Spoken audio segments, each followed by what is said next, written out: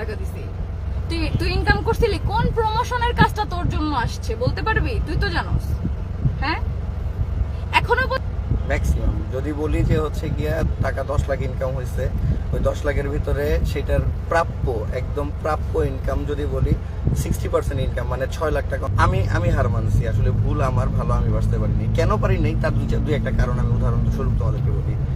আমার বাচ্চা হয়েছে বড় ঘরে, বাচ্চা 20 দিন এনআইসিউতে, তোমরা প্রত্যেকটা মানুষ জানো।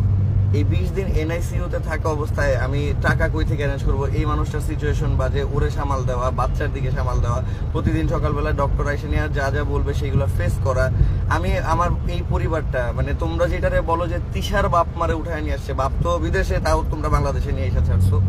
আর তিশার পরিবার নিয়ে যে পড়ে থাকার ব্যাপারটা, তিশার মা তার নিজের ঘর সংসার ছাইরা নিয়ে 6 মাস আইসা নিয়ে আলিশাকে পালছে, কারণ আলিশাকে এনআইসিউতে যে অবস্থায় দেখছে সেটা আমার বাবা মাও করে নাই। আমার বাবা মা এখন মাঝে মধ্যে আসে, এখন আম্মু প্রায় আসে, কিন্তু ফ্লোরে থাকছে 6 মাস। এই যে ওর আম্মু 6টা মাস ফ্লোরে, বাসায় ফ্লোরিং করে নিয়ে ফ্লোরে থাইকা নিয়ে হচ্ছে বাচ্চাটারে পালছে, কারণ ওর যা সিচুয়েশন বাজে গেছে আর তার পাশাপাশি আলিশার যে বাজে সিচুয়েশন ছিল